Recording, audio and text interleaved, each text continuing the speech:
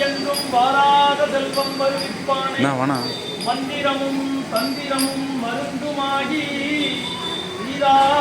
நோய் தீர்த்தவுள வல்லான் தன்னை திரிபுரங்கள் தீயழத்தில் சிலை கை கொண்ட ஓரானை உள்ளிருக்கு வேலூரானை போற்றாதே போக்கினேனே.